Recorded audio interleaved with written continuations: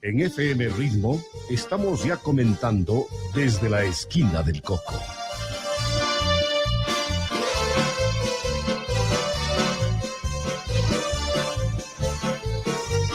Desde la esquina del Coco, el pulso de la ciudad que palpita fuerte en los hechos y personajes que han forjado nuestra realidad. Bienvenidos a esta nueva cita en la esquina del Coco.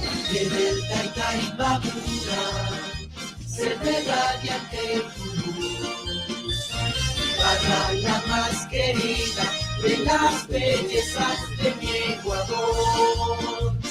Una de arte, una de vida, cálida y linda, tierra de Dios. Saludos amigos, bienvenidos a un nuevo programa desde la esquina del Coco a través de FM Ritmo. Hoy conversaremos con el arquitecto César Guerrero, destacado profesional ibarreño. Nos acompaña en la conducción del programa el ingeniero Jorge Madera Castillo. Gracias por haber aceptado nuestra invitación. Gracias a quienes nos escuchan y a quienes nos siguen a través de las redes sociales. Nuestra señal en vivo está en Facebook, Radio Ritmo FM Ibarra. Aquí pueden comentar y hacernos llegar sus opiniones y sugerencias. El tema que trataremos hoy es importante y de gran interés, puesto que en los últimos tiempos se ha evidenciado la urgente necesidad de volcar el interés hacia la recuperación del centro histórico de la ciudad como un bien patrimonial de invalorable condición, hoy en franco descuido y deterioro. Y la Acción Ciudadana ha respondido con la conformación de la Junta de Rescate Patrimonial de Ibarra, que al amparo de la Fundación Pedro Moncayo viene trabajando en las áreas de diagnóstico, sistematización de acciones, actualización de normativas y un plan de gestión que desemboca en una interrogante. ¿Quién debe hacerse cargo de ejecutar el programa de recuperación de nuestro patrimonio, sabiendo que a principios de los años 2000 ya existió en Ibarra el Fonsalsi? Iniciamos este diálogo.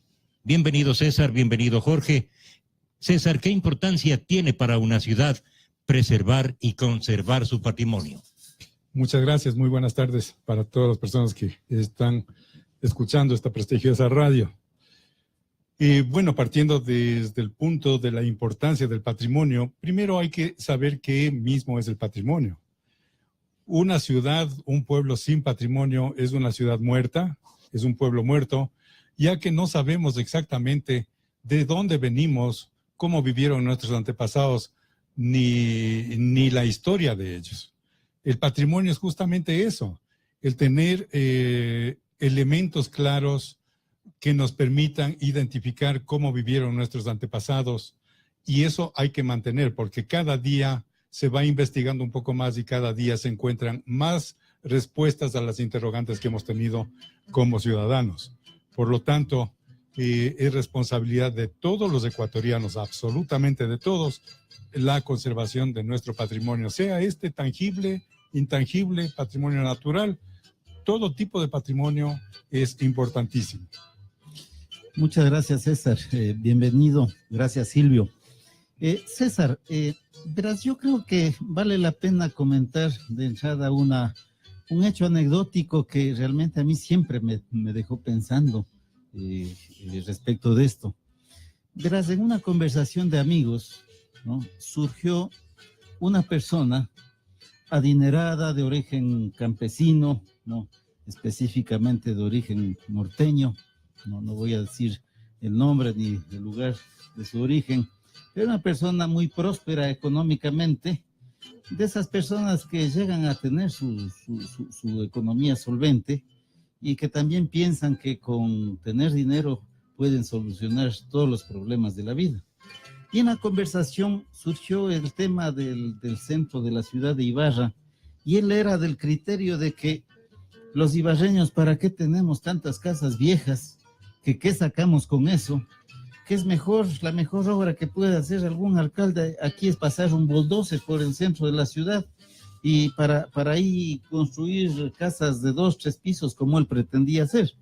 Decía yo, por ejemplo, quería comprarme una casa vieja de esas, derrumbarle y hacer mi edificio de 3 pisos, ¿no? Pero como no me dejaron, entonces yo terminé comprándome por las afueras de la ciudad y allá tengo mi edificio. Mira, eso lógicamente venía de una persona que no tenía las raíces aquí, ¿no? No tenía sus antepasados muertos aquí, no tenía una historia, ¿eh? Y ni siquiera tenía una idea de lo que es un concepto de conservación patrimonial. Antes, una anécdota de esta naturaleza, y que es real, te diré que es real, ¿no? ¿Qué puedes comentar tú, César, sobre la importancia? A ver, nuestras ciudades, ¿no? Muchas son de corte colonial. Ibarra cumplió más de 400 años de edad, ¿no es cierto? Pero fue destruida por el terremoto en 1868, quedó en nada y se volvió a reconstruir. Y lo que tenemos ahora en el centro de la ciudad, que son las 9x9 manzanas, que es la Ibarra originaria después del terremoto, fue construida por nuestros antepasados con mucho esfuerzo, guardando un estilo que era un estilo español, ¿no? Republicano. Y bueno, hemos llegado a lo que hemos llegado. ¿Desde cuándo, César, el Ecuador se empieza a preocupar de la conservación del patrimonio, sabiendo que ya otros países de otras latitudes ya vienen haciéndole desde hace varias decenas de años y van recuperando y recuperando? ¿Cómo nace esto, César? Te voy a responder por partes, tal como tus inquietudes las mencionas al momento. Primero, tienes toda la razón, Jorge, en decir que las personas que no son ibarreñas definitivamente son las que no entienden qué es el patrimonio acá en Ibarra. Y son las personas que han dado todos los problemas y a toda costa han querido derrocar las edificaciones antiguas para hacer construcciones modernas. Cierto es. Y lamentablemente son personas que no pertenecen a la ciudad de Ibarra y que vienen y adquieren bienes inmuebles y quieren hacer lo que ellos quieren, No respetan la ley de patrimonio cultural, sin embargo, que esta es bastante rígida, no lo hace. En cuanto a Ibarra colonial, definitivamente, tú mismo lo mencionas, con el terremoto se terminó el Ibarra colonial. Pero, sin embargo, en la época republicana se inicia la reconstrucción de Ibarra en 1872, ya, pero con todos los toques que tenía antes de la época colonial. Se mantienen los elementos, las fachadas, los diseños interiores que se mantuvieron en ese entonces, y hasta ahora encontramos casas con las puertas de 1,50 m, 1,60 m, para utilizar las caballerizas internas que tenían en sus terrenos, ¿no? Por lo tanto, las manzanas, digamos, las casas que tenemos en las manzanas principales del centro, son casas que tienen sobre 1,000 metros cuadrados de terreno, porque al interior cultivaban, al interior guardaban sus caballos, guardaban la carreta, y eso es la razón por la que tenemos puertas angostas al momento y que poco a poco se vienen, claro, en ese entonces no habían vehículos, poco a poco se vienen ensanchando ahora para que sirvan de garaje.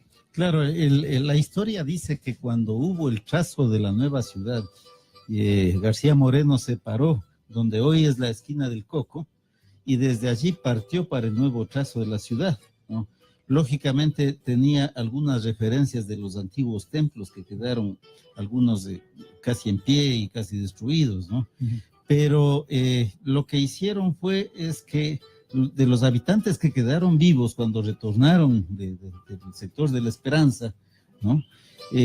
Lo que hubo es un reparto de los solares en los tamaños que tú has comentado. Entonces la gente empezó a construir sus casas, ¿no? Que tenían sus patios interiores y lo que se denominaban las cuadras, ¿no? ¿Cuánto tiene una cuadra en metros? 6.400, 80 por 80. 80 por 80. Sí. En ese tiempo se medían en varas. En varas. Sí. Sí.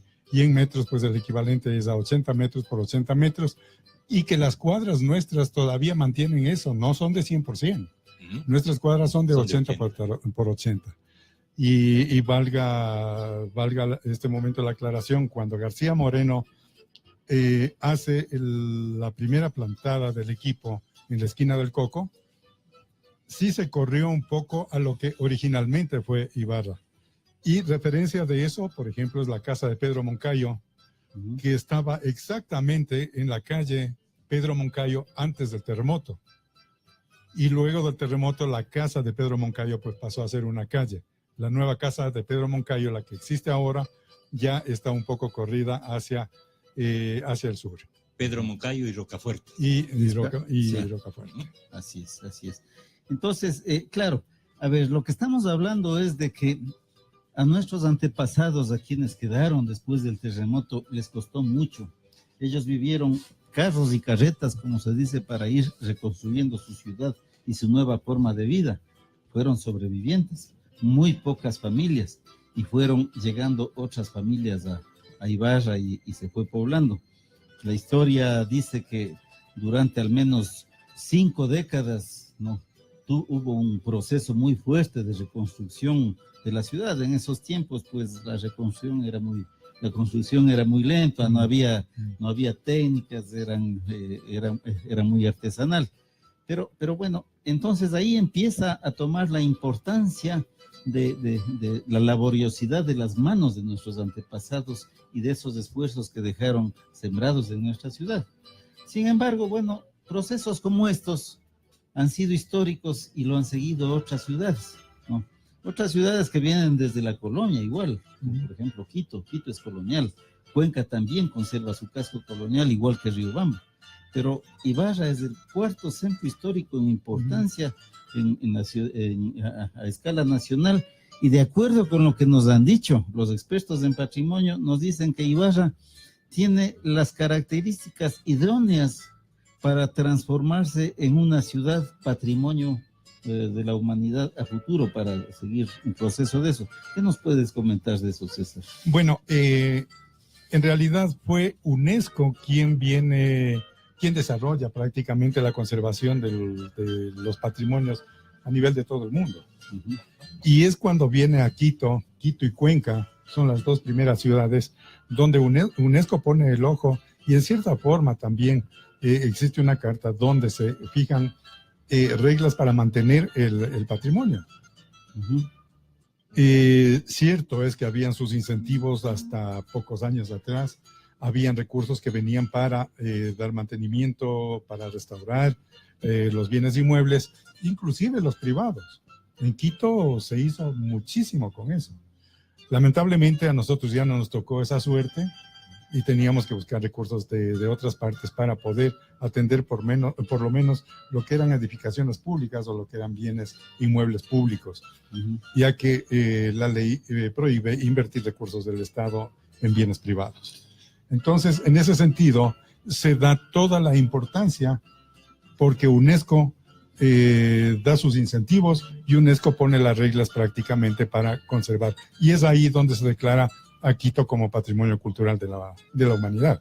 Hace más de 110 años, cuando se reconstruyó Ibarra después del terremoto, ¿quiénes diseñaban los edificios, las casas? ¿Había ingenieros, había arquitectos o eran los hábiles albañiles de nuestra tierra los que la poblaron con estas casas, muchas de ellas muy bonitas? Sí. Bueno, la verdad, no habían arquitectos todavía. Los ingenieros estaban a cargo de los diseños y de las construcciones. Hasta el tiempo del tocayo José Luis Nieto, todavía él era arquitecto e ingeniero, ¿no? Entonces, muchos años después es cuando estamos hablando de los años 50. Exacto, sí, exacto. Entonces, inclusive no habían direcciones de planificación. La Dirección de Obras Públicas dentro de los municipios se encargaba de todo, la planificación de las ciudades, y eran los ingenieros quienes hacían los diseños. Sin embargo, lo que acabo de mencionar es cierto. Albañiles con mucha habilidad y con mucha iniciativa lograron hacer lo que hoy tenemos a la vista. Porque ellos pusieron los relieves y los adornos de las fachadas. Sí. Y fueron personas que vieron cómo era la Ibarra antigua y estaban con la mente muy fresca de lo que tenían ahí y prácticamente plasmaron en las nuevas fachadas. Y otra curiosidad que nos llega a través de las redes sociales. ¿Qué materiales se usaron? ¿Qué técnicas? Bueno, básicamente inicialmente se utilizó el adobón, la tierra, pero en la forma rústica como se utilizaba en ese entonces.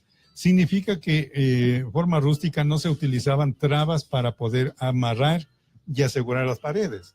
Por eso es que en algunos sismos, especialmente las esquinas que se las cortaba generalmente, quedaban a 45 grados, era la parte más insegura de una vivienda.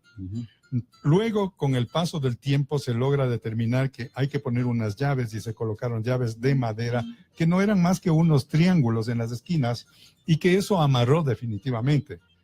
Posteriormente, con el sismo del 87, es que se aplican otras técnicas utilizando los mismos materiales en adobe y en lugar de utilizar la típica tapialera de 4 piezas, se utilizaba tapialeras de 17 piezas para que en las esquinas ya se apisonaba en forma de L, quedaba confinada y debidamente compactada la esquina, y en las divisiones de los cuartos era una T.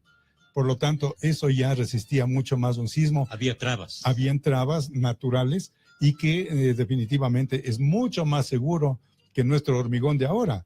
Botar una pared de esas es bastante complicado. Hicimos muchas pruebas en tapiales de 3 pisos y se nos salió el ancla del tecle. Se hizo como un resorte prácticamente la pared. Vimos que se movió de un lado al otro, pero no se vino al suelo. Y la prueba es que han sobrevivido a tantos son las que están sismos, viviendo, ¿no? Ahora. Sí. Así es, posteriormente a eso se opta ya por el gran adobón de tierra mismo, que ya tenía un aditamento más que era la paja y ya un poco más preparado, un poco más consistente. Y lógicamente digamos, se asentaba con el mismo barro. El barro que hoy se utiliza para los adobes. Lo que tú dices, César, es tan cierto como esto. Mira, estábamos revisando con Silvio los archivos de la familia, ¿no? Y encontramos que hemos tenido nosotros un bisabuelo, ¿no?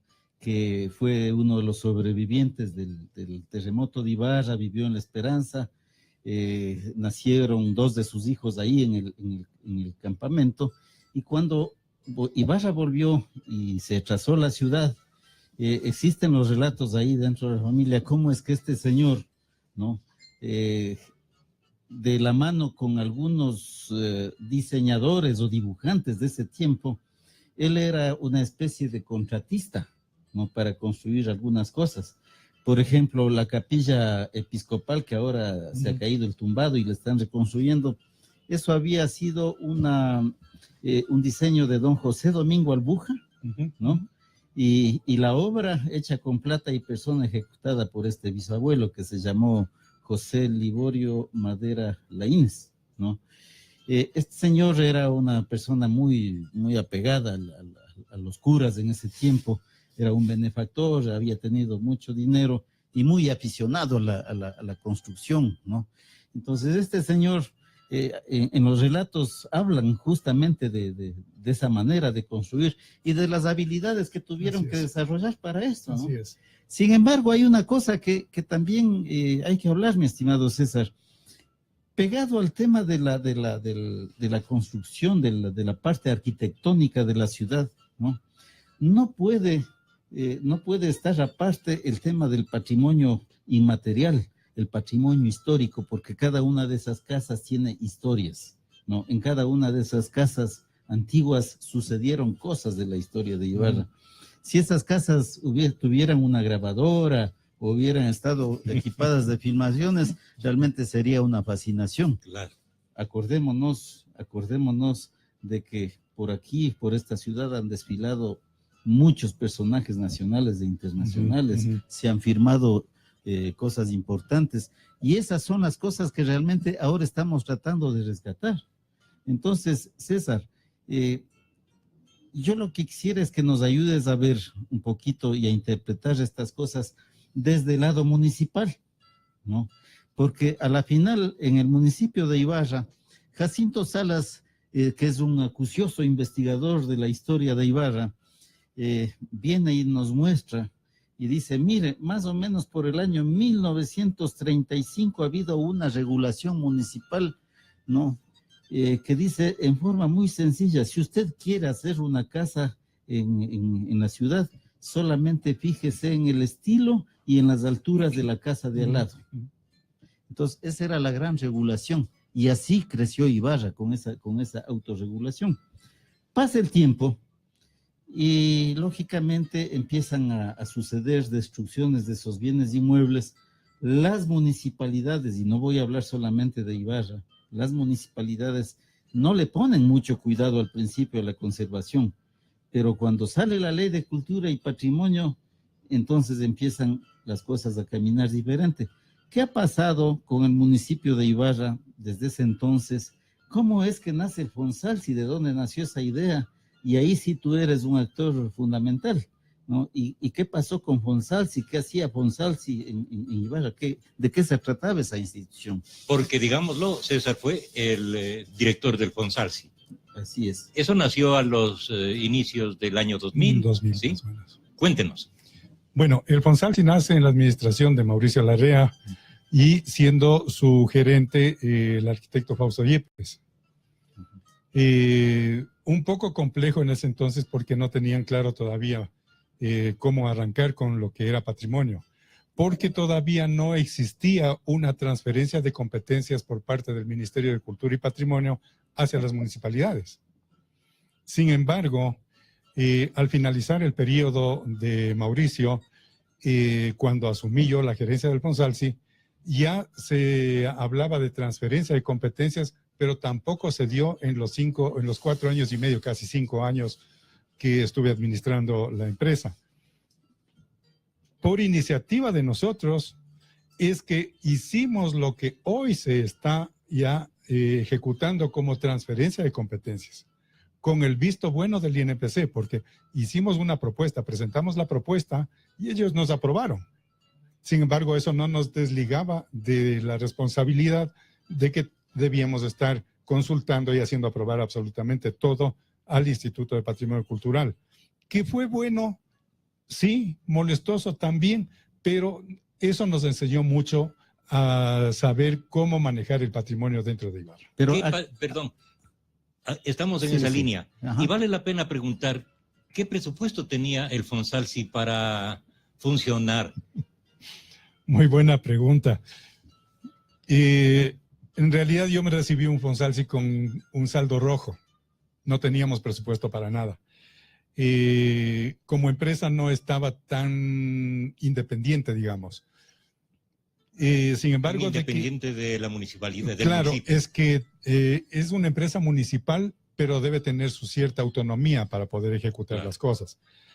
Porque al estar sometidos también directamente, se complican las cosas. O sea, a veces estamos de acuerdo, otras veces no estamos de acuerdo con cierta toma de decisiones. Y en esto hay que tomar decisiones. ¿Cómo nos iniciamos? La primera lucha fue primero con el municipio para que nos asignen o nos permitan abrir a nosotros una cuenta propia para el Fonsalsi y los recursos que provenían de la ley 006, que era el 6% de la declaración del impuesto a la renta en el cantón, eso era para patrimonio. Pero iba al municipio. Iba al municipio. Entonces, cuando ya logramos nosotros la cuenta, prácticamente ya la transferencia nos hacía el Ministerio de Economía a la cuenta del Fonsalsi. Esos recursos no podíamos gastar en gastos corrientes para nada. Todo tenía que ser para obras en reconstrucción, en restauración de obras de patrimonio. César, entre paréntesis, ¿qué quiere decir Fonsalsi? Porque, mira, ahorita estamos hablando para una ciudadanía amplia, abierta, ¿no? Y que no conoce mucho de estas cosas, ¿no?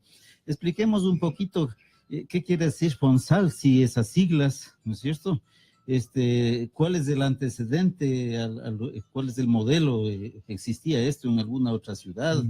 ¿Cómo es que se les ocurrió crear esto en ese tiempo? En realidad desde el Fonsal, que es el Fondo de Salvamento del Patrimonio Cultural. Que existió en Quito. Existió en Quito, ese fue el modelo definitivamente que se extendió al resto de provincias. Acá se le sumó el CI del Cantón Ibarra, por eso era Fonsalsi. Fondo de Salvamento del Patrimonio Cultural del Cantón Ibarra. Entonces estábamos claramente identificados con ese tema y así es como se trabajó como empresa. Empresa que fue creada mediante una ordenanza. Una ordenanza. Sí, mediante ordenanza. Y que por desconocimiento o descuido tal vez no fue inscrita en el registro oficial. Y cuando asumí la gerencia del Fonsalci, me di el trabajo de recabar documentos originales, porque es lo que pedían en Quito, y logramos inscribirla dentro del registro oficial también como empresa municipal. Por lo tanto, para terminar con la empresa, era necesario una ordenanza sustitutiva para poder acabar con la empresa, y de igual manera, una vez aprobado eso, tenían que llevar a Quito al registro oficial, pero tengo entendido que no lo hicieron. Por lo tanto, yo pienso que rescatar la empresa todavía es factible. Bueno, estamos hablando en estos momentos de que las municipalidades, ¿no?, ya tienen, les han transferido la competencia para el manejo del patrimonio de las ciudades. Me parece que existen alrededor de 35 ciudades patrimoniales entre grandes, medianas y pequeñitas en el país, y Ibarra es una de ellas, ¿no? Y la ley de patrimonio, ¿no?, prácticamente ya les transfirió las competencias a las municipalidades, y eso quiere decir que las municipalidades desde hace poco tiempo, no es mucho, ¿no?, tienen la total competencia para la gestión del patrimonio, pero tienen que para eso organizarse. Al parecer el tema de la figura del Fonsalci fue un tema muy, muy interesante y un tema precursor en el asunto, Silvio. Y exitoso. Y exitoso, ¿no? Porque hay que destacar la decisión de ese tiempo, ¿no?, de las administraciones municipales de ese tiempo. Son decisiones muy positivas porque empezaron a dolerse del tema patrimonial. Hay que destacar también una primera etapa de arranque, ¿no?, buscando los caminos, pero también hay que destacarse a continuación, que quisiéramos que nos cuentes un poco más y cómo funcionabas y con qué plata, cómo estaban organizados, qué hicieron. Nos dices que ustedes tenían algún nivel de autonomía para poder gestionar recursos. Sí, la empresa funcionaba como toda empresa municipal, con un directorio. Presidente del directorio era el alcalde de ese entonces, Pablo Jurado, y es importante destacar la predisposición que tuvo él. Me dijo claramente: César, ¿cuánto tiempo necesitas para que tú empieces a trabajar solo? ¿Cuánto tiempo más podemos ayudarte? Claro, el municipio estaba pagando a quienes conformábamos el equipo de la Fonsalci, ¿no? Exacto. Unos estaban en comisión de servicios y otros estaban contratados ya. Entonces le dije: está bien si nos ayudan unos 6 meses. De acuerdo, dijo, 6 meses y no más. Y haz lo que tengas que hacer, ya es tu responsabilidad. De todas maneras, eso asumimos como un total respaldo que nos dio, el permitirnos hacer lo que teníamos que hacer y el permitirnos buscar los recursos que teníamos que buscar, porque si no, ¿cómo funcionaba? No solo un respaldo, sino un reto, ¿no? Un reto, definitivamente fue un tremendo reto el que tuvimos. Entonces, lo primero que dedicamos es a la elaboración de proyectos, priorizando las necesidades en este caso, de parques, construcciones antiguas, bueno, todo lo que se logró hacer. Y este proceso de proyectos, de elaboración de proyectos, conforme iban saliendo cada uno de los proyectos, pasaban primero por la aprobación del Instituto Nacional de Patrimonio Cultural. O sea, la competencia estaba allá todavía, ¿no? Todavía persiste, Jorge. No es que se ha perdido. Si se analiza bien el documento de la transferencia de las competencias, no está todavía dicho: señores del municipio, encárguense ustedes y vean cómo hacen. O sea, no es de todo. O sea, hay un tema de gestión que hay que definirlo bien, ¿no? Todavía se está sujetos y sometidos al instituto, y es porque ciertos municipios no tienen el equipo o a veces no tienen la capacidad para poder asumir las competencias de patrimonio cultural, pero sujetos a la ley de patrimonio cultural. ¿Y eso considera usted bueno o malo? En principio es bueno porque disciplina en los municipios a cómo tienen que conservar el patrimonio. Caso contrario, pues políticamente un periodo está una persona, en otro periodo está otra. Al uno le va a gustar, al otro no le va a gustar, entonces puede hacer lo que quiera con las ciudades. Por eso es bueno que esté todavía el instituto vigilando desde arriba para que se cumpla con la ley de patrimonio cultural. Caso contrario, se puede perder, y se ha perdido ya en Ibarra mismo, ya se ha perdido mucho de lo que es patrimonio. O sea, si es que no existieran estas leyes, estas normas, bueno, los señores, como el de la anécdota del principio, ya hubieran pasado el bulldozer por Ibarra. Ya, hace rato, Claro. hace rato. Hace rato. Tal como pasaron el bulldozer en la loma en la tola de Guataviro y sacaron. Eso es San Antonio, junto a Exacto, la Panamericana. Exacto, y sacaron cantidad de oro arqueológico entre máscaras, collares, narigueras, bueno, un montón de cosas increíbles. Ahora Increíble. cuéntenos entonces, ya que topa el tema, ¿qué tipos de patrimonio son los que se debe manejar? A ver, debería manejarse nuevamente lo que es el patrimonio cultural, el patrimonio tangible, que es lo que está inventariado en Ibarra. También debe manejarse como patrimonio natural. Nuevamente hay que tomar a cargo Yaguarcocha. En Yaguarcocha da mucha pena ver cómo se perdió el trabajo y el esfuerzo que pusimos allí y los logros que se obtuvieron en ese entonces. Lamentablemente hoy se está perdiendo mucho. Otra de las cosas es la arqueología. El Cantón Ibarra es increíblemente rico en arqueología y eso es parte de nuestra cultura. La arqueología ha determinado, en función de las diferentes edades o periodos que se encuentran en las piezas arqueológicas, ha determinado cuáles han sido nuestros antepasados, cómo vivieron y desde dónde estamos viniendo a nosotros. Eso es muy importante tenerlo muy claro. En el caso de Yaguarcocha, por ejemplo, se hizo un estudio subacuático científico, cuyas muestras fueron enviadas a un laboratorio en Francia, y allí de la laguna logramos sacar una piedra que es la verdadera piedra de los sacrificios. Lo único que sacamos fue eso y unos pequeños pingullos que salieron en el dragado. El resto quedó como santuario sumergido. La ciudad está sumergida bajo la Totor en este momento, está junto al bosque de eucalipto, cerca de la Vuelta de la Paloma, y eso quedó como santuario sumergido. Esto permitió que el INPC declare a Yaguarcocha como la tercera laguna sagrada del Ecuador. ¿Cuáles son las otras? Culebrillas y Osogoche. Pero cuéntenos O sea, más no sabemos de lo ese que estudio. tenemos. Claro. Entonces. Cuéntenos más de ese estudio. ¿Qué arrojaron esos estudios que hicieron en Yaguarcocha cuando existía el Fonsalsi? Bueno, Porque extra micrófono nos hizo saber también que el origen de la laguna es más arriba, sí, hacia el norte. Sí.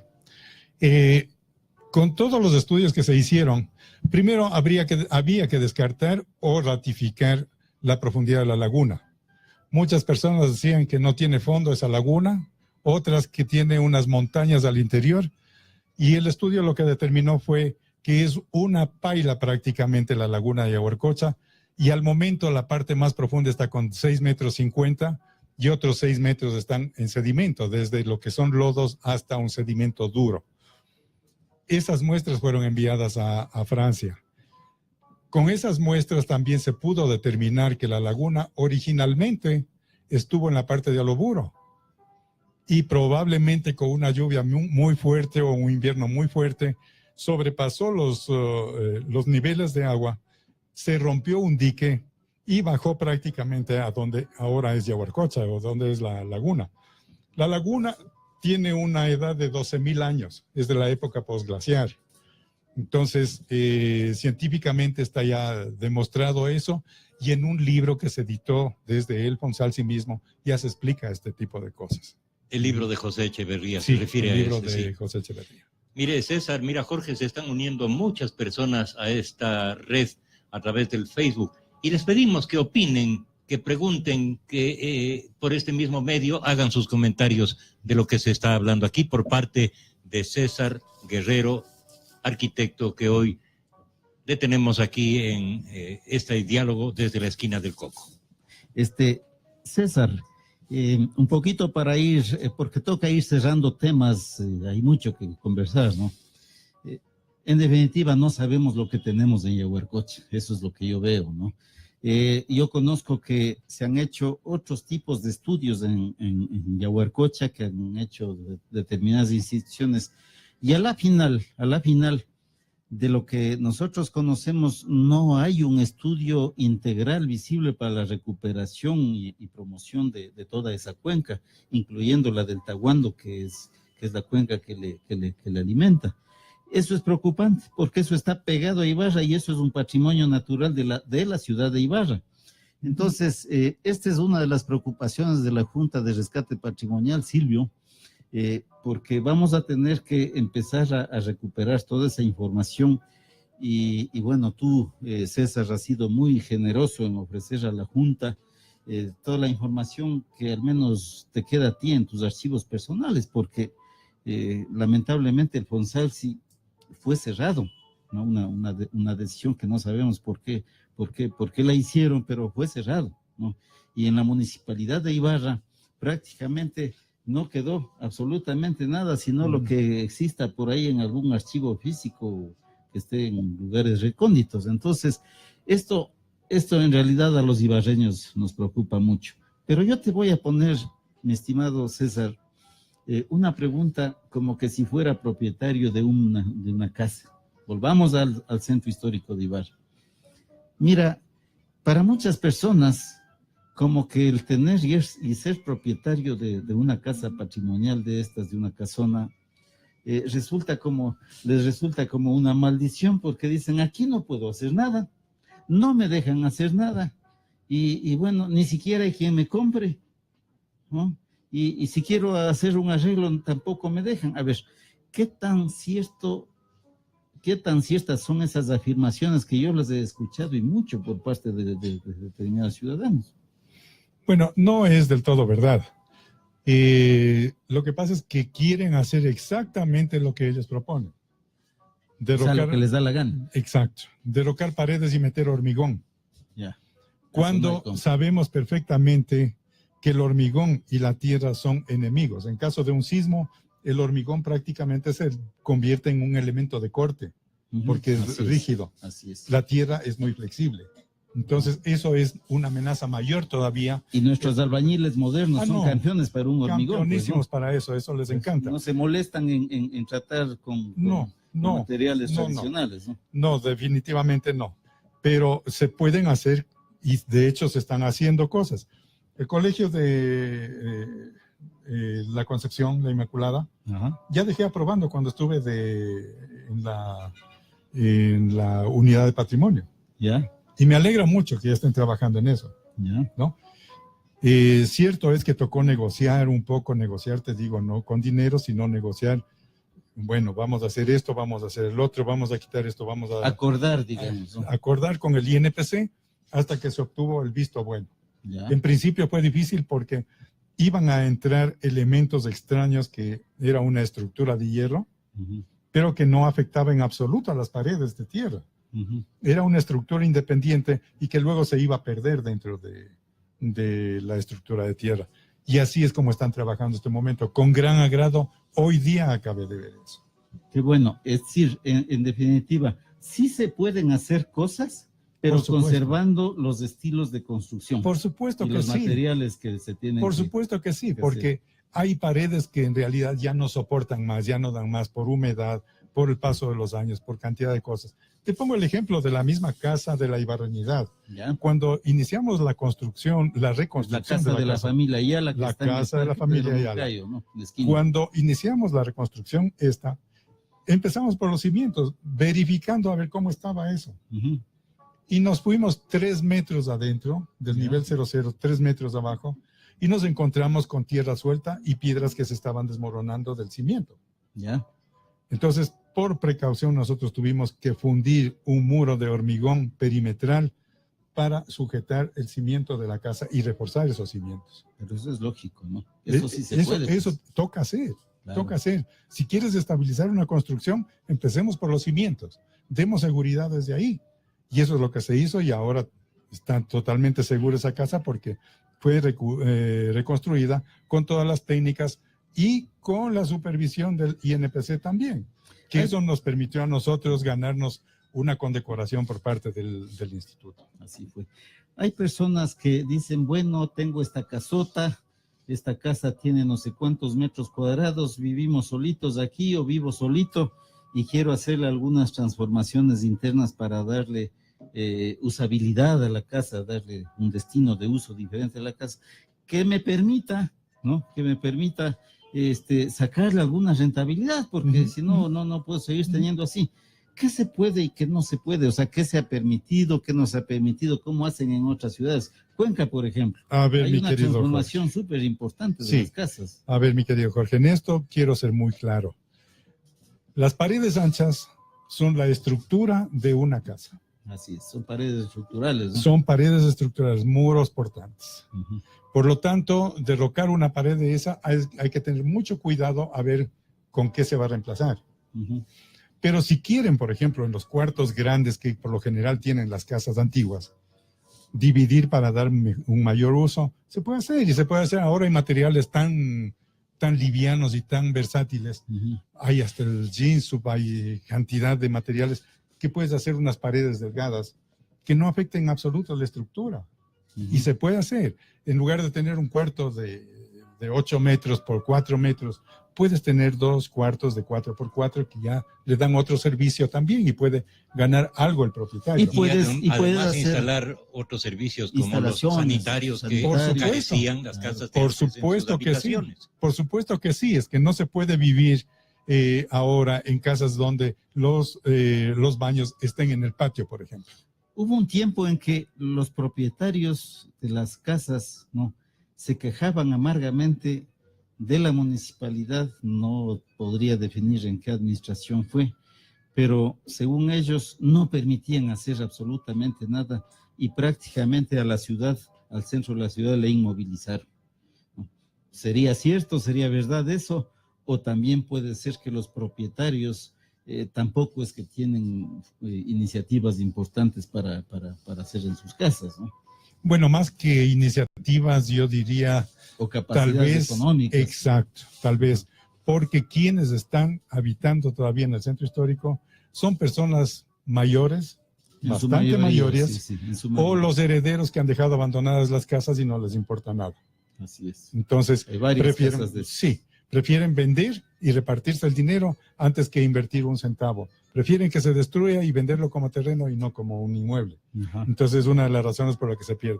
Y la otra, en realidad, personas mayores que viven tal vez de una jubilación, de una renta pequeña, no tienen los recursos necesarios para restaurar. Ni la capacidad crediticia. Ni la capacidad. Y aquí vale dar paso a una pregunta que nos hace llegar Gustavo Pérez Jarrín, que no debe ser dirigida justo a nosotros, sino a la municipalidad. Pero si ustedes, Jorge o César, saben, ¿qué pasa con esa edificación antigua de las calles Grijalva y Sucre?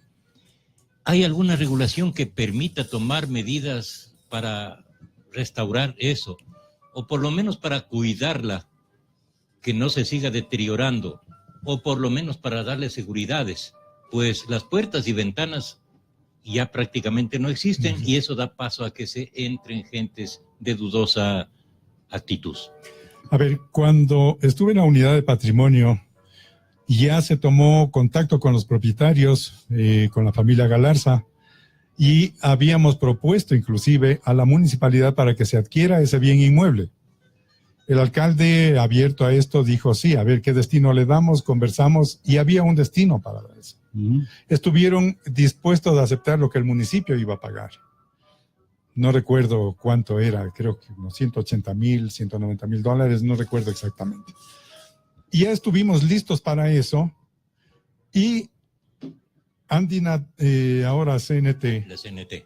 Vecinos de ellos quisieron integrar prácticamente esa edificación a la nueva que tienen ellos, pero proponían derrocar un poco de paredes al interior y un poco convertirla en una construcción moderna. Yo les dije, podemos hacer todo esto, no es problema. Y había un proyecto bastante interesante. Por último, desistieron de la compra y ahí se quedó. O sea, no se hizo ni dejaron hacer. Yo pienso que el proyecto existe, se puede darle todavía el uso que estaba previsto inicialmente, porque inclusive el problema de CNT era que planteaba un parqueadero subterráneo. Y eso sí afectaba definitivamente a la estructura. Por eso sugerimos que en la parte de donde están los patios se adecue un área para parqueadero. Entonces, a veces los parqueaderos nos condicionan mucho, o nos ponen trabas para que salga o no salga una edificación. Pero bueno, la pregunta de Gustavo Pérez, ¿no? Es que Gustavo, tú eres vecino de esa casa y tienes toda la razón en preguntar. Tomémosle a la casa como uno de los ejemplos de lo que no debería suceder en Ibarra, ¿no? Primero, es una casa en abandono total. Segundo, es una casa que se la dejaron destruir totalmente. Se han caído los techos, los tumbados, ¿no? Y lo que existe son las paredes y algunas arquerías adentro. Tercero, es una casa patrimonial. Esa perteneció a una familia tradicional de Ibarra, muy antigua, que era la familia Andrade Oña, ¿no? Que después terminó en manos de los propietarios actuales, ¿no? Y además pero es una casa con mucha historia, ¿no? Sí. Porque esa familia hizo mucha historia en la ciudad de Ibarra. Entonces es una casa, por el lado que le veas, es una casa patrimonial, sí. Digna de ser recuperada, restaurada y puesta en uso, ¿no? Pero bueno, ok, aquí la pregunta específica que nos hace Gustavo es: ¿qué es lo que se debería hacer en esos casos por parte de la municipalidad para no permitir que eso siga así? Nosotros, como Junta de Rescate Patrimonial, hemos estado investigando, ¿no? Acerca de las normas, ¿no? Y claramente la Ley de Cultura y Patrimonio determina que debería haber un régimen de sanciones para los propietarios que mantienen o dejan descuidar así ese tipo de casas. El problema es que localmente eso todavía no está regulado. A ver, en eso te voy a dar una respuesta, dos respuestas. La primera, la ley dice que cuando un bien inmueble está abandonado por muchos años y está entrando en deterioro, le faculta al municipio expropiar pagando el 25% del valor del avalúo. ¿Ya? Eso está en la ley. Eso está en la ley, así es. Puede hacer el municipio, puede ejecutar eso el municipio de esa manera. Entonces el municipio segundo, no lo ha hecho. No se ha hecho. Y segundo, ¿qué es lo que se debe hacer? Lo que hicimos en el Fonsalci, Jorge. La casa de Daniel Reyes estaba cayendo en pedazos y se iba a perder tremendo patrimonio en San Antonio. Fonsalci lo compró. Ya, es lo más lógico. Compramos y ahí está dando un servicio y listo. La tola que fue de la familia Vázquez, la única tola que queda en Caranqui, de las tantas tolas que existieron, compró el Fonsalci para salvar. Es más o menos una media hectárea de terreno y ahora debe estar a cargo de la municipalidad. Y no se ha hecho nada, lamentablemente. No se ha hecho nada. Todas esas cosas, y eso es lo que tiene que hacer ahora la Junta, o si se vuelve empresa, buscar recursos, presentar un proyecto y buscar recursos para poder salvar esas edificaciones. Bueno, nosotros estamos hablando del ejercicio de una competencia del municipio, ¿no es cierto? A la final, nosotros somos una junta ciudadana, nosotros somos una especie de promotores del concepto y también de veedores de que las cosas se hagan y se cumpla con la ley y de que se muevan las cosas en el centro histórico de Ibarra.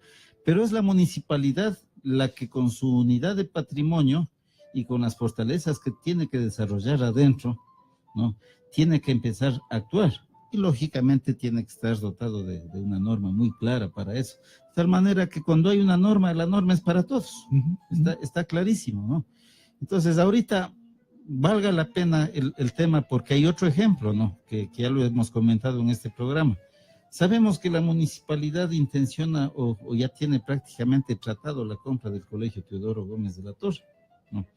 Es una compra como la que en ese tiempo tú relatas se ha hecho por parte de Fonsalci, que era municipio de Ibarra, ¿no? Entonces, la municipalidad de Ibarra, al comprar eso, adquiere un compromiso para ver qué se hace con el Colegio Teodoro Gómez de la Torre. Debe haber un proyecto para eso. Tiene que haber un proyecto y más que todo un proyecto de uso. de manera que el Colegio Teodoro se convierte en un gran dinamizador sociocultural y turístico del centro de la ciudad. Entonces, esa es una tarea clarísima. Pero aquí viene el asunto. ¿De dónde sacar la plata para todas estas cosas? ¿De dónde y cómo hiciste, César, en ese tiempo de Fonsalsi, si no tenías dinero como asignación municipal, un dinero fuerte? Jorge. Yo me acuerdo que tú tenías unos proyectistas espectaculares. Yo conocía 2 de ellos, ¿no? Que vivían formulando proyectos, sí, y a ti te veían recorriendo, golpeando puertas en busca de financiamiento. De eso sí me acuerdo. ¿Cómo hacías? No, eso es lo que hay que hacer. O sea, ya definitivamente quienes estén a cargo de esto tienen que responsabilizarse como cosa propia. Puertas para esto las hay. Yo una vez te topé en el Ministerio de Ambiente. ¿Qué hacías ahí?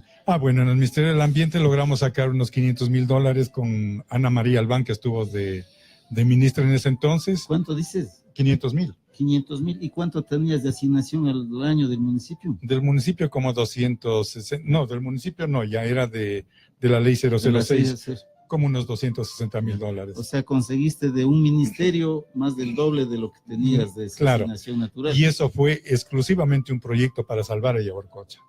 Eso nos permitió comprar la excavadora, que lamentablemente le mandaron al basurero, una volqueta que también está dentro del patio vehicular del municipio, 2 camionetas, la una que era para atención administrativa y la otra que estaba en campo, porque también logramos mucho crecer en el campo. Mantuvimos alrededor de 20 personas en campo. Compramos una lancha, un laboratorio para monitoreo diario de la laguna, medir el oxígeno diariamente. Se hizo el estudio subacuático con esos $500,000. Bueno, ¿cómo hicimos todo eso? No sé, ahora yo también no sé cómo salió todo eso, pero te digo, definitivamente hay que ir tocando puertas y puertas y puertas, pero con los proyectos en la mano. Si vas a decir necesito para esto, nadie te va a dar nada. Pero si justificas con un proyecto, ya hay un interés. Y hay gobiernos que sí puedes conseguir un poco también. Gobierno de España puedes conseguir un poco.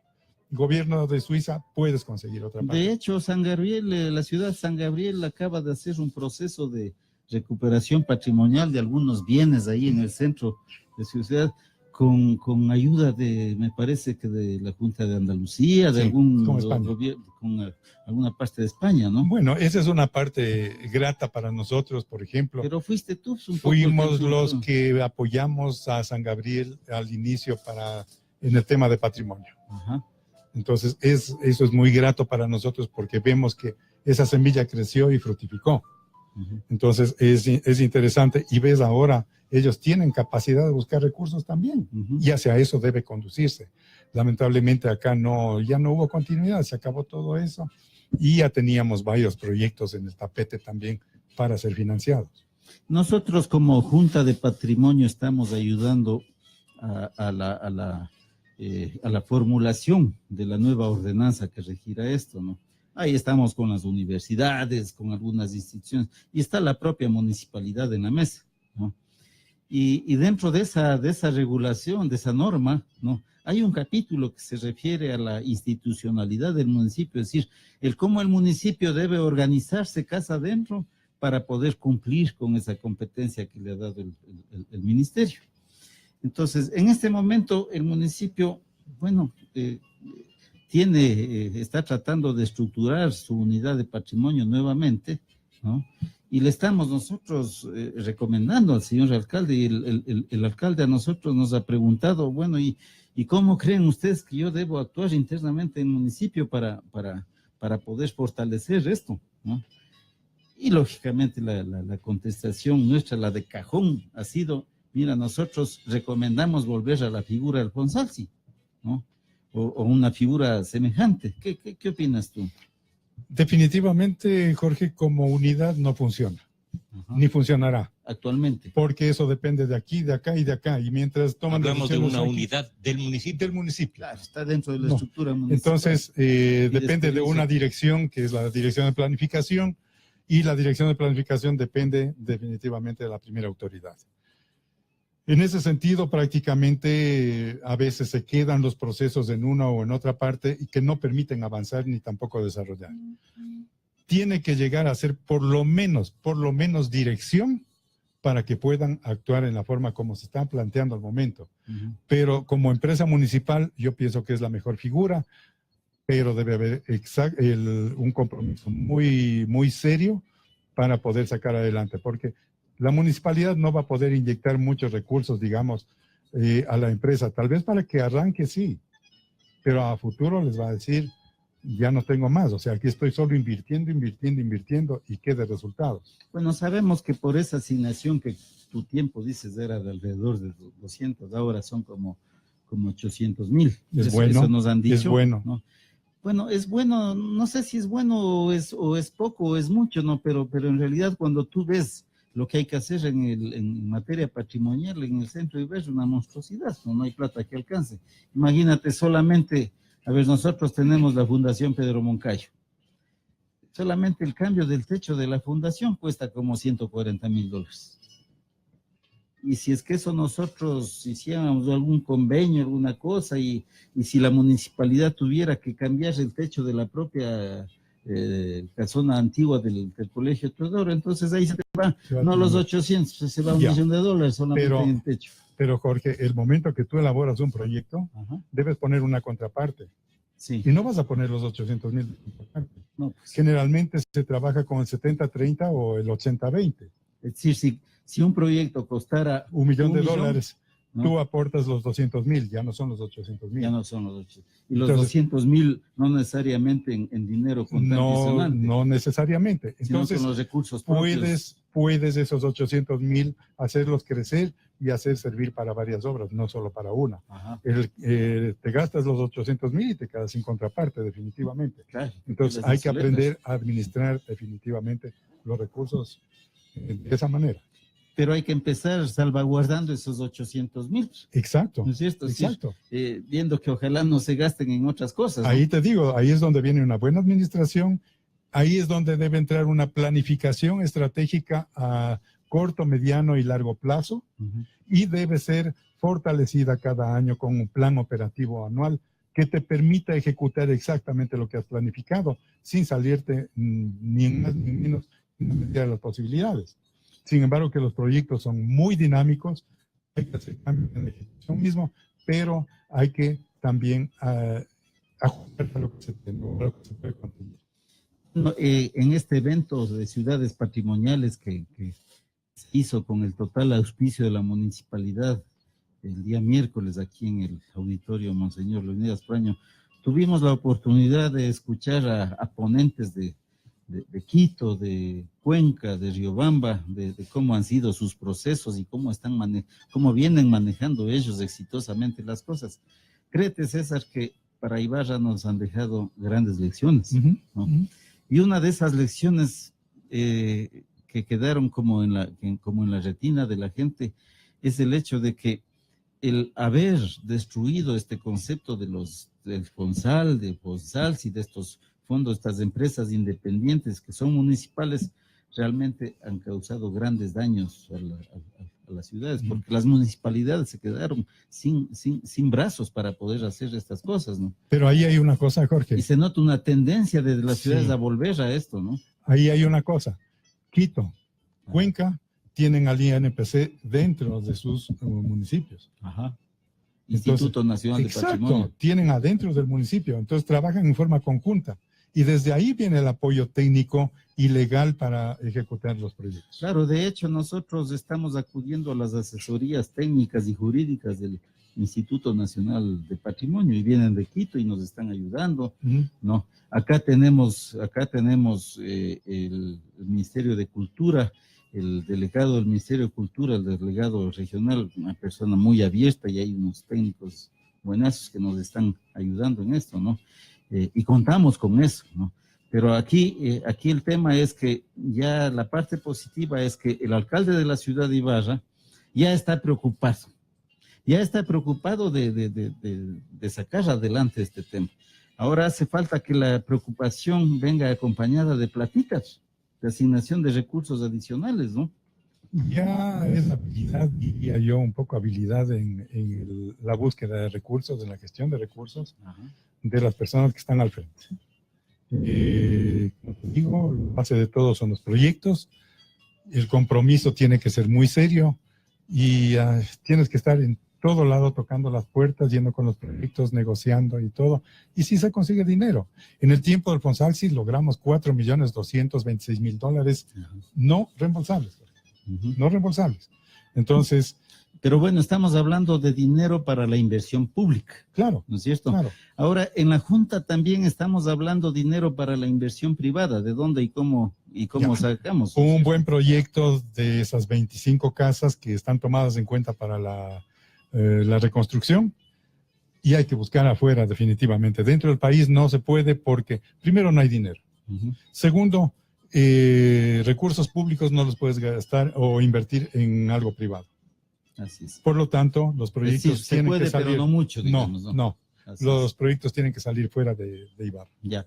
Te comento una cosa. Verás, la ciudadanía sí tiene que, al menos quienes estamos en el centro histórico, tenemos que sembrar esperanza en estas personas y en estas instituciones, ¿no? Y creo que una de la manera de hacerlo es el efecto demostración. A ver, acá cerca de la Casa Ayala, ¿no? Donde ahora funciona una linda edificación que hicieron y es nueva, una edificación de reemplazo, donde hay una empresa que vende pollo asado, ¿no es cierto? Del señor López. Del señor López, ¿no? Allí anteriormente habían unos tapiales viejos, ¿no? De una casa que se cayó, ¿no? Que nadie daba razón si era realmente una casa patrimonial o no. Pero el señor López, de lo que yo sé, él había comprado hace bastante tiempo eso con el propósito de hacer algo bonito. Lo que tiene ahora. Para la ciudad, para hacer lo que tiene ahora. Pues tuvo que pasar bastante tiempo para que la municipalidad tenga que aprobarle ese proyecto de reemplazo. Si reemplazó las tapias viejas con lo que tiene ahora. Lo que tiene ahora realmente es una cosa muy bonita y que cuadra totalmente con el modelo de la ciudad. Ya. Entonces, ¿qué es lo que pasó? ¿Por qué antes no le dejaban y por qué después sí le dejaron? ¿Qué es lo que sucede dentro de la municipalidad? Buena pregunta, Jorge. Yo tengo entendido que el señor López pasó 9 años intentando que se le apruebe ese proyecto. Es un proyecto de felicitación, de paso, y ese proyecto lo aprobé en un mes después de que habían pasado los 9 años. ¿Ya? En el tiempo que estuve en la unidad de patrimonio, fue aprobado ese proyecto, el proyecto de la Inmaculada, el proyecto de la casa esta que está en la plazoleta Calderón, que ya la planta baja está habilitada y han alquilado inclusive los locales. Entonces, sí se daba paso. O sea, sí se puede. Sí se puede. ¿Ves lo del señor López? Es interesante. Le dije, señor López, conserve esto. Por ejemplo, hay una arquería interior que tiene las mismas piedras que tiene la Casa Ayala. No podía perderse eso. Y dentro de eso se mantuvieron las paredes anchas y ahí está un espacio, un privado para servir la comida. El resto la parte de atrás era construcción nueva y tenía un mosaico de materiales increíble que no tenía sentido mantener eso. Tenían que botar. Otra demostración es lo que está sucediendo ahora con la propiedad que hoy es del CATI, ¿no es cierto? Donde originariamente fue la casa de la familia Merlo, ¿no? Y luego la familia Aguinaga, ¿no? Del doctor Luis Aguinaga. La familia Aguinaga terminó vendiéndole a la Cansada, hubo quien compre, ¿no es cierto? Al CATI, y el CATI está invirtiendo, están haciendo una cosa muy bonita, o sea, están ejecutando una obra bonita, es decir, sí se ha podido. Pues. Sí se puede. Sí se ha podido, ¿no? Sí, no es que puede. No se puede. No, sí se puede. Sino que lo que te digo, hay que mantener siempre y cuidar la estructura que son las paredes anchas, que son muros portantes, o sea, soporta definitivamente el peso. Y Bedia Selga nos dice, quisiera los contactos de los invitados para acercarme a tratar con ellos. Tengo un proyecto que quisiera la experiencia de cada uno de ellos y muchos saludos. Con mucho gusto, el arquitecto César Guerrero. Ya le vamos a pasar el teléfono, si nos permite. El teléfono, claro que sí, por supuesto. Y si por quiere supuesto. acercarse también a la Fundación Pedro Moncayo, también podríamos ponerle en contacto con otros profesionales.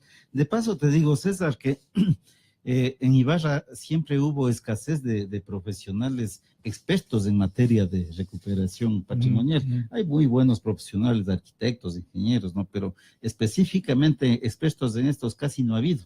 Ha habido contados, ¿no? Que han estado por acá.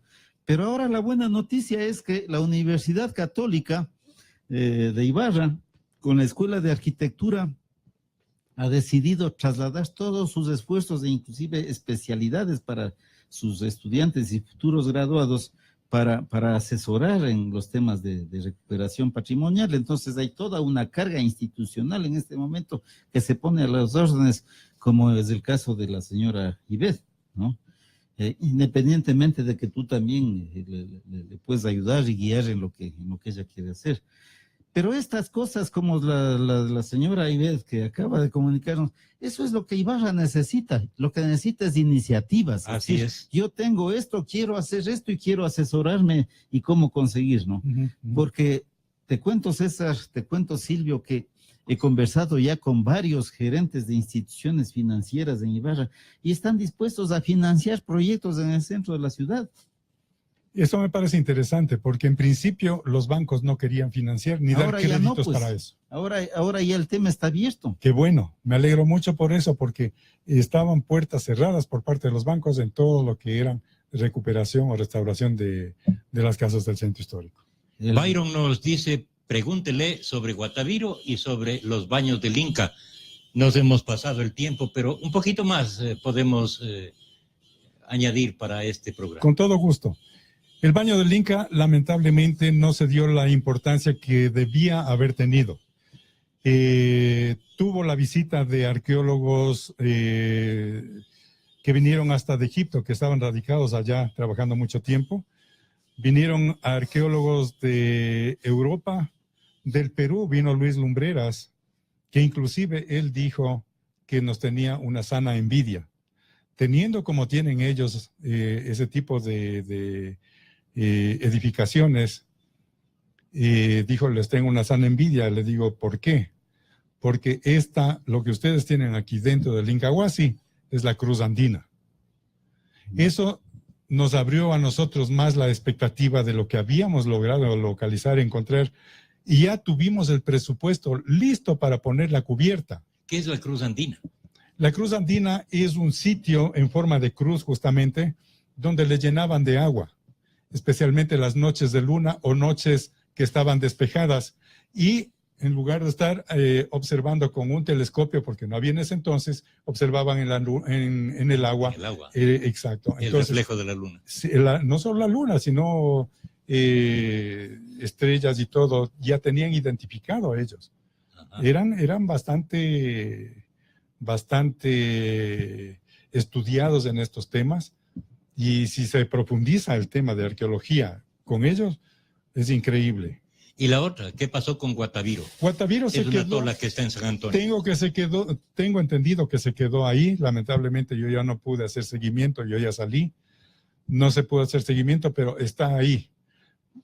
Supe que intervino el INPC también, continuaron con las excavaciones, pero existe todavía restos arqueológicos y piezas de oro todavía. Pero lo que nos comentó hace un momento fue saqueada. Claro, lógicamente. De inicio fue saqueada y entraron con un bulldozer a aplanar la tola. Byron nos preguntó estos temas porque nos cuenta que va a haber un congreso de arqueología en junio. Qué bien. ¿Sí? Sí. Vamos a estar atentos. Jorge, se nos fue el tiempo. Se nos fue el tiempo, pero yo creo que hay que ir cerrando. Y creo que hay que ir cerrando con algunas conclusiones. Yo tengo unas 2 o 3, ¿no? La primera es que yo creo que debemos sembrar esperanza en los propietarios de los bienes patrimoniales del centro de la ciudad de Ibarra. Es decir, hay un efecto de demostración de que sí se pueden hacer las cosas, pero también esas cosas se pueden hacer cuando los propietarios quieren hacerlo, están dispuestos a hacerlo, y si no están dispuestos a hacerlo o no pueden hacerlo o no tienen la capacidad económica, pueden asociarse con alguien para hacerlo, ¿no? O dar paso a la venta de sus bienes inmuebles, ¿no? Para que alguien lo haga. Eso ha sucedido en nuestras ciudades, ¿no? Esa es la una cosa. A ver, permíteme antes de que se me vaya, te voy respondiendo a cada una. Jorge, algún momento nosotros habíamos pensado y planificado en entrar en asocio con los propietarios de los bienes inmuebles del centro histórico y dar un apoyo, ver quién tenga un socio capitalista para que recupere la casa. La planta baja destinarla a comercio y la planta alta que quede para el propietario para vivienda. Volver a dinamizar el centro histórico de Ibarra. Así es. Por ejemplo, conozco que la mutualista Imbabura tiene una propiedad que fue de la antigua familia Flores. Sigue abandonada en la Bolívar. Está abandonado, pero en este momento parece que ya están pensando en ejecutar un proyecto inmobiliario ahí, respetando lógicamente eso. Y eso hay que estimular. Claro. Porque claro. En ese caso la mutualista Imbabura no solamente es un promotor inmobiliario, sino que tiene el financiamiento. Claro. Entonces, tiene todo, la propiedad, el financiamiento, el promotor inmobiliario. Lo que hace falta es juntarle con la municipalidad de Ibarra y lograr aprobar un proyecto que realmente le dé relevancia al centro histórico de la ciudad. Cosas de esas sí se pueden, ¿no? Sí, lamentablemente ese proyecto se ha venido quedando. Ya lo habíamos conversado con María del Carmen Espinosa, este tema. Ella fue llevando alguna vez el proyecto. Tenía luz verde para el asunto, pero no sé por qué se quedó y no continuaron. Ahora, hay otro tema que es importante resaltar después de esta conversación. Y es que la municipalidad de Ibarra necesita fortalecerse internamente, ¿no? El señor alcalde en este año, yo creo que ya va adquiriendo un compromiso muy, muy fuerte, ¿no? De fortalecer la unidad de patrimonio, jerarquizarle dentro de la estructura, ¿no? Y ojalá nosotros ya le vamos solicitando verbalmente por ahora, pero ya va a ser por escrito, que vuelva a la figura de una unidad independiente con capacidad de gestión. Esa es la única manera para conseguir recursos, ¿no? Lamentablemente, el Fonsalci como empresa no generará recursos. Nosotros generamos recursos con la draga, generamos recursos con el abono que se vendía. Si tienes capacidad de gestión. Pues, hay que hacer eso definitivamente. Porque pero no genera recursos, pero los resultados son extraordinarios, como un ejemplo que nos ponen aquí. $500 millones al año produce Machu Picchu al Perú. Claro, claro. El turismo es increíble. Si hubiésemos tenido nosotros el Incahuasi debidamente cubierto, debidamente mantenida, no en deterioro como están las piedras ahora, porque lamentablemente son piedras de temprana edad. No son piedras viejas que pueden resistir totalmente la intemperie. Pero eso estaba articulado con el museo que fue destruido, acabado, que estaba en el parque, en la plazoleta de Caranqui. Y eso se iba a conectar con la tola que les hablo que compró el Fonsalci, inclusive para los eventos de Inti Raymi y todos los bailes que tenían ellos. Entonces era un atractivo turístico inclusive y se iba a mantener de la mejor manera. La cubierta iba a ser en caña guadúa y paja como sobrecubierta, pero lamentablemente ya terminamos la gestión, ya no alcanzamos a hacer eso. Un tema adicional que vale como conclusión es el hecho de que la ciudadanía tiene que entender que esto no es un tema de novelería, no. Este es un tema de conservación, no, y más que todo de rescate de nuestra identidad. Ibarra es por excelencia una ciudad ahora multicultural, ¿no? Aquí tenemos una confabulación de culturas impresionante, ¿no? La cultura negra, la cultura indígena, mestiza, y tenemos de gente migrante de otros países, ¿no? E Ibarra, claro, nació como la ciudad blanca, ¿no? Pero con el tiempo se volvió una ciudad multicultural y eso ya es una gran riqueza. Cuando nosotros hacemos el rescate de estas cosas históricas y culturales, estamos rescatando también toda nuestra historia. Estamos rescatando qué es lo que hacen otros países para poder promover el turismo, para promover la cultura, para darse a conocer mundialmente. ¿Qué es lo que hace el centro de Quito? ¿Qué es lo que hace Cuenca? Ronda. ¿Qué es lo que hacen todas estas ciudades? ¿Qué es lo que hace Lima? Circuitos turísticos. ¿No? todo sustentado en el rescate de la identidad. Si nosotros a Ibarra no le ponemos en valor, como técnicamente se dice, realmente estamos desperdiciando el bien más preciado que nos han dejado nuestros antepasados. Bueno, Jorge, yo me alegro muchísimo que la Junta esté funcionando de esta manera, que tengan toda la buena intención de recuperar todo el patrimonio histórico que tiene el cantón, no solo Ibarra, sino el cantón. Y creo que va a haber un poco más de credibilidad en lo que se quiere hacer, porque es un grupo multidisciplinario el que está conformando la Junta. Y van a tener un buen trabajo de aquí en adelante, tienen un buen reto y tienen que llegar a todos y cada uno de los propietarios. Y es un voluntariado integrado por gente que le quiere a Ibarra. Así es. Eso es importante. Ibarreños, pues, a la final. Bueno, también hay personas de otras partes, ¿no? Pero... Sí, pero ibarreños jurados la bandera aquí, ¿no? Sí. Porque una cosa, verás, hay ibarreños que ni siquiera le quieren a la ciudad. Así es. No, así no es. se duelen. Pero hay gente que ha venido de afuera y que le quieren más que los mismos ibarreños. También, ¿no? también. Ahí queremos invitarte, César, vos eres de esos ibarreños de cepa y que además sabes mucho, entiendes de esto. Tienes que estar apuntalando todo este proceso, pues. Con todo gusto, Jorge, con todo gusto. Y muchísimas gracias. Muy interesante todo lo que usted ha manifestado en este programa. El arquitecto César Guerrero, invitado el día de hoy a este diálogo desde la esquina del Coco a través de FM Ritmo. Gracias también a Jorge por la conducción del programa y gracias de parte de quienes habla Silvio Morán Madera. Muchas gracias a todas las personas que nos siguieron a través de la radio y a través de las redes. El programa se reprisa el domingo a las 8:30 de la mañana. Hasta entonces.